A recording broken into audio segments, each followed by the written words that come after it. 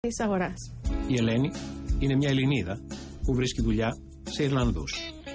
Βρίσκει και σε Έλληνες καμιά φορά. Ήταν μια ευχάριστη έκπληξη για μένα στην άλλη γραμμή του τηλεφώνου να βρίσκεται Ελληνίδα επικεφαλής σε αυτό το πρόγραμμα. Ο Τάκης Αποστολόπουλος παρακολουθεί το πρόγραμμα της Έλενας. Είναι μια εντελώς ξεχωριστή ιστορία.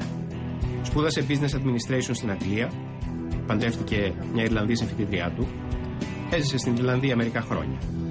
Το 2004 επέστρεψε στην πατρίδα ευτυχισμένος, όταν του προσέφεραν τη θέση του διοικητή ενός μικρού περιφερειακού νοσοκομείου. Σε αυτό το μικρό νοσοκομείο των 30 κλινών συνάντησα όλες τις παθογένειες του ελληνικού συστήματος. Συνάντησα κλίκες, συνάντησα διαφθορά, συνάντησα αδιαφορία σε επίπεδο διοίκησης πιο πάνω από μένα, μέχρι και σε επίπεδο Υπουργείου δηλαδή, και αντιμετώπισα έναν αγώνα μόνος μου, ο οποίος έχει σημαδέψει τη ζωή μου. Υπέβαλε την παραίτησή του το 2008. Εργάστηκε διευθυντής σε μια γνωστή εταιρεία αυτοκινήτων.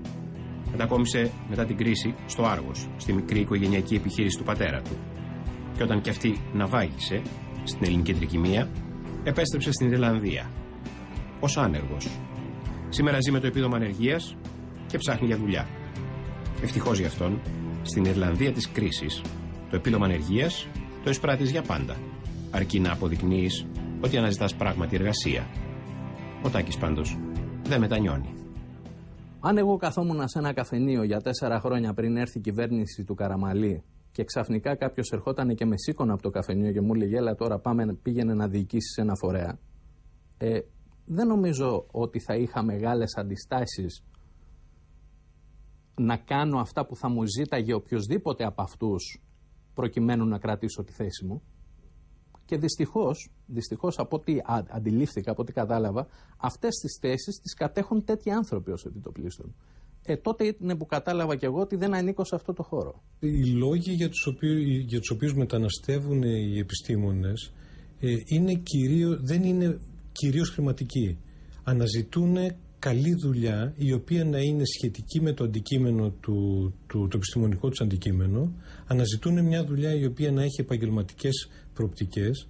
Αναζητούν μια δουλειά η οποία να έχει μια περιγραφή του αντικειμένου με το οποίο θα ασχοληθούν, και θα έλεγα ότι αναζητούν μια δουλειά την οποία θα την πάρουν επειδή το αξίζουν και όχι επειδή οι γονείς τους ή κάποιος κομματικός τους φίλος κλπ. Τους βοηθάει να πάρουν αυτή εδώ τη δουλειά.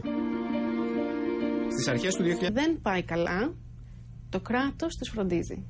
Θα τους δώσει επίδομα ανεργίας, το οποίο δεν είναι μόνο για 1 χρόνο, αλλά είναι επίδομα που τρέχει μέχρι το άτομο αυτό να βρει δουλειά, και επίσης τους επιμορφώνει. Η καθηγήτρια πληροφορικής Ελένη Μαγκίνα είναι υπεύθυνη του προγράμματος ανέργων Springboard.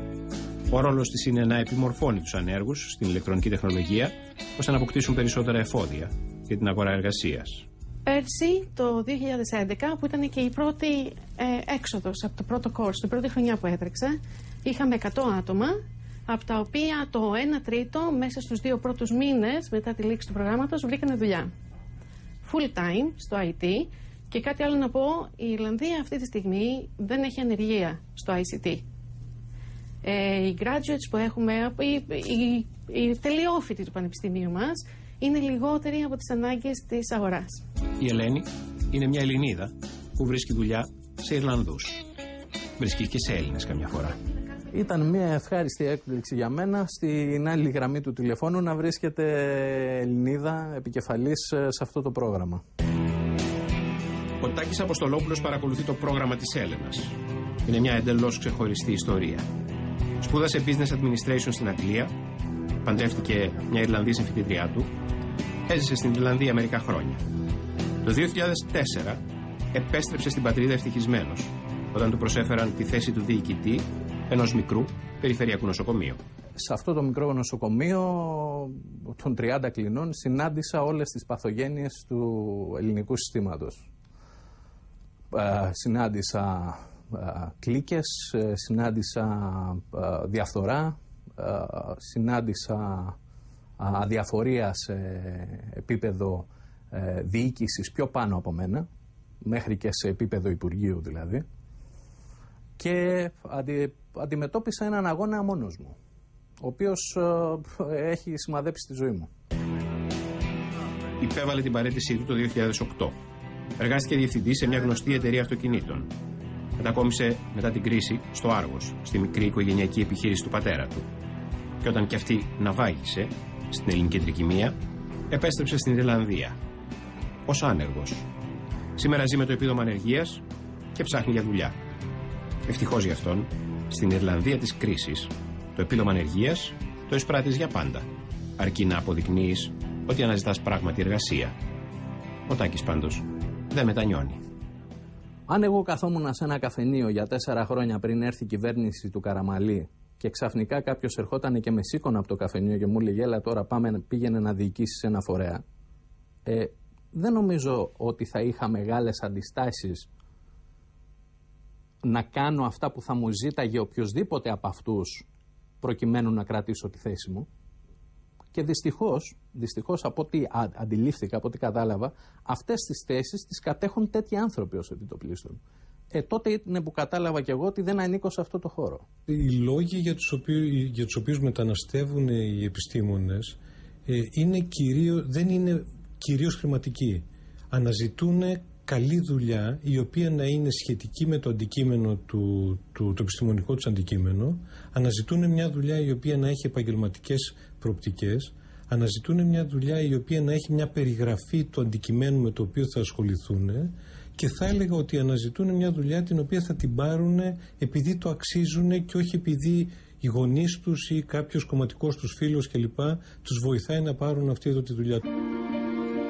Στις αρχές του 2011, σύμφωνα με μια έρευνα του Πανεπιστημίου Μακεδονίας, πάνω από 130.000 Έλληνες επιστήμονες εργάζονταν εκτός Ελλάδος. Ο αριθμός ήταν τεράστιος, σήμερα έχει γίνει ακόμη μεγαλύτερος. Καθηγητές πια του Πανεπιστημίου φεύγουν από το Πανεπιστήμιο. Έχουμε ανθρώπους οι οποίοι παίρνουν τριετή άδεια άνευ αποδοχών για να πάνε να δουλέψουν στο εξωτερικό, να συμπληρώσουν το εισόδημά τους. Έχουμε ανθρώπους οι οποίοι φεύγουν για μικρότερα χρονικά διαστήματα να διδάξουν, πάλι να συμπληρώσουν το εισόδημά τους, ή ανθρώπους οι οποίοι πηγαίνουν για μια εβδομάδα το μήνα να δουλέψουν σε ερευνητικά προγράμματα για να συμπληρώσουν το εισόδημά τους. Στα αγγλικά αυτό ονομάζεται brain drain, όταν τα καλύτερα μυαλά εγκαταλείπουν μια χώρα. Είναι αυτό ακριβώς που ζει